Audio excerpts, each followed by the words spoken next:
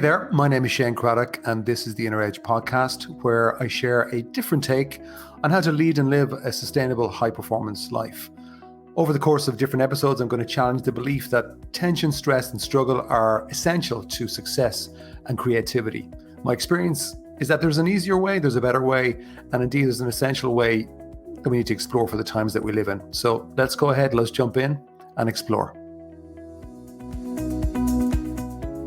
I was looking at some really interesting research recently in a very powerful book, I think an important book called Stolen Focus by Johanna Hari. I think I got the name right.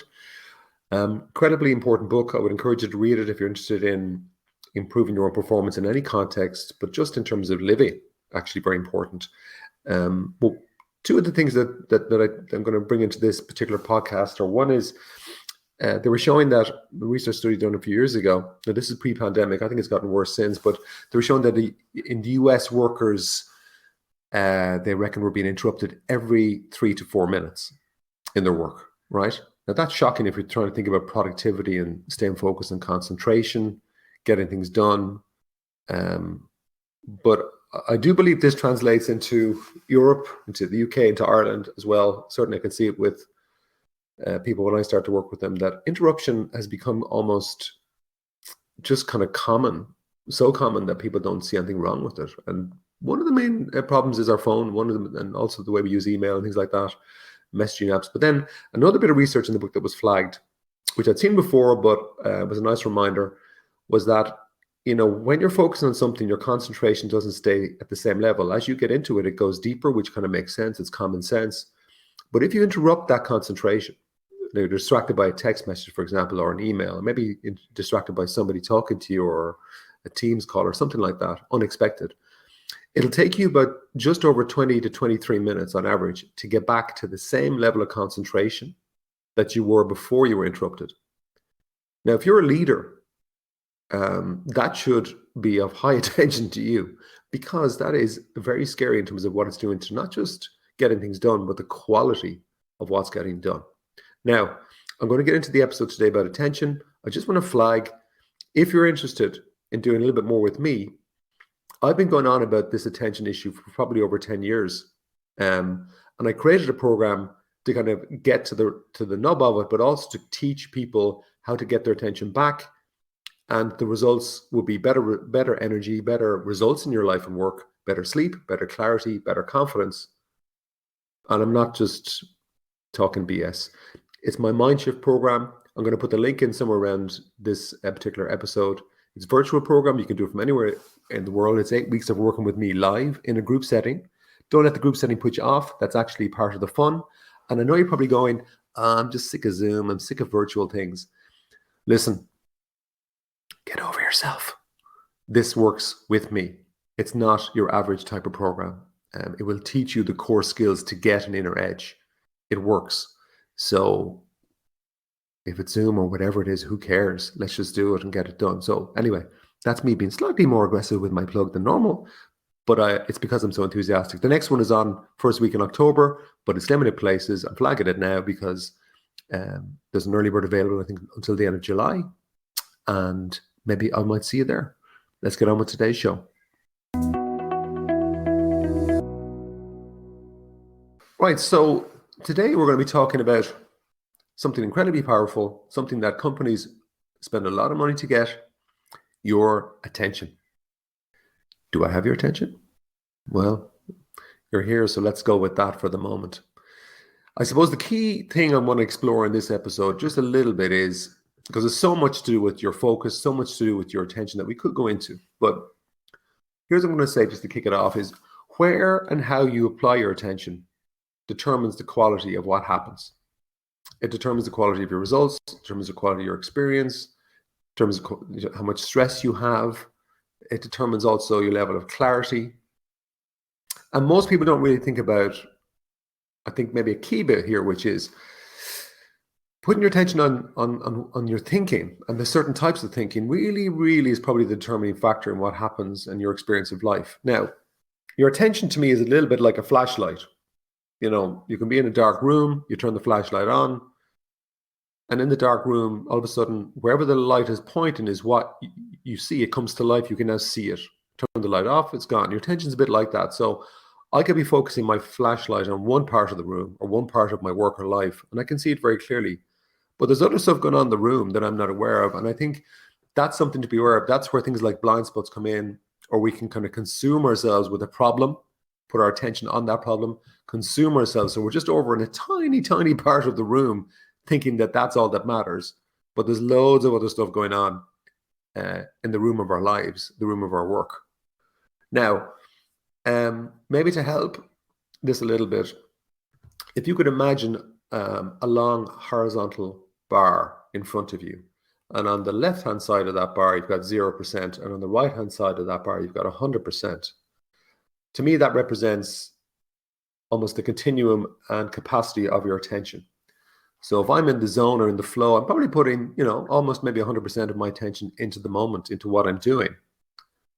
But for most people, that's not the norm at all. So I could split it out in very simple terms and say, I could have maybe somebody in front of me working on a task, and I know that a percentage of their attention is focused on the task, and also a percentage of their attention is focused on thinking.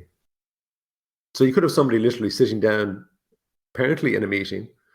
You think they're listening to you, but they're not really. They're kind of maybe 40% listening to you, no matter how good you think you are. And then the rest of the time, they're focused on their thinking. And they don't even realize half the time that they're doing that. It's kind of unconscious. So even if I'm working with somebody, part of my job is to figure out ways to get them out of their thinking and into the conversation, into the room. That's part of, I suppose, once you see it, I think then at least you can kind of work with it. So just because somebody's sitting down, looking at you, nodding your head, I think we can both agree that doesn't mean that they're listening to you. In fact, listening is an interesting topic in itself, but I'm not going to go into that today. But I think you can guess almost where I go with that. Slightly different angle on attention then would be, but bringing it back into the thinking, because this is the inner edge. I remember reading a book many years ago. I think it was called The Magic of the Mind or something like that. But I remember there was a story about, I think it was a tribe in Africa where they had certain beliefs or superstitions in the tribe, and the way that they ran the tribe, I suppose, would be similar to a lot of tribal communities. But if somebody messed up, and I think there was a situation where perhaps one man had raped a woman, serious mess up. And the tribe elders got together and then they banished the member. But not only that, they gave him the dreaded tribal curse, which was basically that for doing what he did, he would die within 48 hours. Now, such was the power of belief in that tribe that if you got this curse, literally you would die within 48 hours. Now, whether you believe that or not, I didn't see the tribe, I didn't meet them, but I suppose as a metaphor or analogy for what I'm trying to show here is that that kind of thing to me is possible, because essentially that is self-hypnosis. If you're talking to anybody who's in hypnosis, what they'll say to you really is hypnosis really is the origin of the word hypnosis is hypnos, which is a Greek word, I think, to sleep. So most people are walking asleep, they're on autopilot, but they're hypnotized by their own thinking, and they're putting their attention into, well, this is who I am, this is how I behave, this is my life, this is my story. And they don't really consider that they're putting their attention feeding the thing that perhaps they want to change. And it's just like that tribal member where you're kind of going, right, as soon as he was cursed and banished, in his mind it activated the dreaded belief system that they all have, which is, oh, I'm going to die in 48 hours. And literally the power of that would convince them to shut down their body. And I've seen this so many times in my own life, in my family. I've seen it with myself when I was depressed. But I've also seen the opposite, where you can kind of go, oh, I can actually use that to my advantage. I can actually put my attention onto positive beliefs or positive, I was going to use the dreaded word, positive thinking, because I'm not a massive fan of that, but positive, certainly, beliefs, or to challenge your thinking, or at least to say, well, hang on, do I want to put my attention into the problems here? Which most people do unconsciously, because our brains are hardwired to be attracted to the negative. That's why the media, I think, does so well. And that's why I think the media feeds negativity, because we're hardwired as human beings to kind of look for threats or be pay more attention to the negative. It's also one of the reasons why social media is so dangerous. Because one of the things that happens with the algorithms is that they are looking to increase your engagement. And what they have found now in social media is that, or the algorithm has discovered, is that if they put more negative information or pictures or videos in front of you, we tend to pay more attention. So therefore, it starts feeding them to you. But that is a scary thought. There's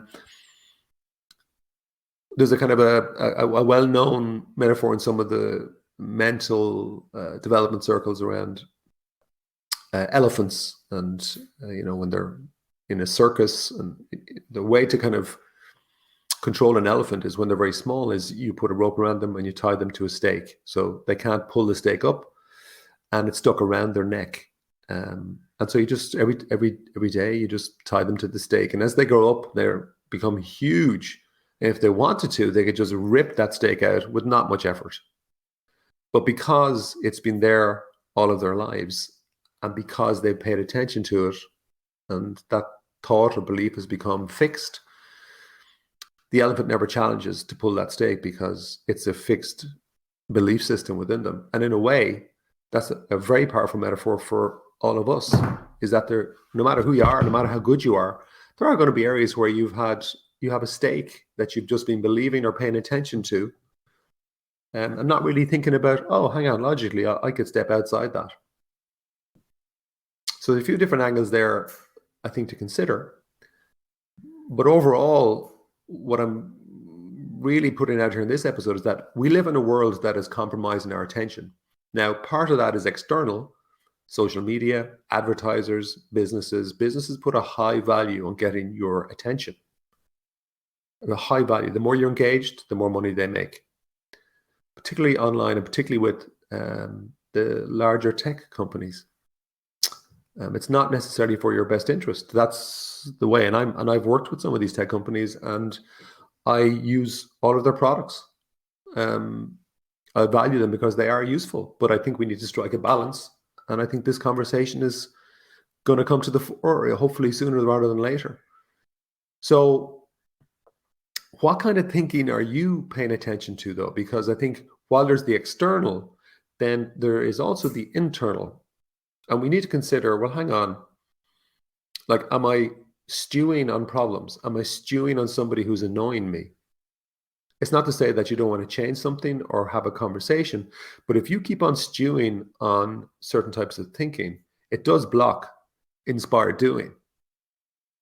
I hadn't meant to make that rhyme, but anyway, there you go. That's the gift. This is me laughing again at my own jokes, talking to myself. I wonder if there's anybody actually out there listening to any of this. But anyway, I have a quote I wanted to share with you, because obviously, as you may know, I collect quotes, one of my little nerdy habits. And one of them is by one of the top psychologists who ever lived, William James, American psychologist, very smart individual. And this quote he has, now he was massive around attention, but this is back, I don't know when but this is like perhaps even, 80 years ago. The faculty of voluntarily bringing back a wandering attention over and over again is the very root of judgment, character, and will. I'll read that again. The faculty of voluntarily bringing back a wandering attention over and over again is the very root of judgment, character, and will.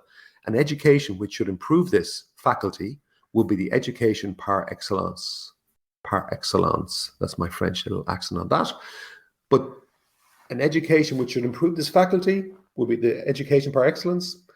Does that not say at all? Is that you're talking about the top psychologist, or one of the top minds that has ever been in this area, is raising attention is the thing. The question is, what are we doing about our attention every day? Because it is caught up with different things, and where your attention goes, as they say, things will grow. So, for example, there was a time when I would have been very obsessed with my poor health, or even my poor mind, not realizing that because I was so obsessed about it, it was actually making it worse. And when I realized, oh, hang on, my attention is feeding this, it's actually growing this issue, I'm going to take my attention back, and I'm going to start putting it into more positive outcomes, more positive areas. It's not to say that you don't acknowledge the negative or the challenges. Absolutely, you have to. That's why I don't believe positive thinking in the way that it's talked about today really works. On a very practical level, just for what it's worth, I would suggest taking all social media apps off your phone. They're a temptation that most people can't resist. And looking at social media in particular, I would limit your time daily. But also I do the same thing with email. I'm still surprised about how many people let their email just ping up, or they keep jumping into it. Again, distracting themselves from that most valuable commodity of concentration, of deep attention. So one of your most valuable assets in your life, in your work, in your leadership is your attention. Companies make billions from it. So maybe we need to place the same value on it. That's it for today. Ciao.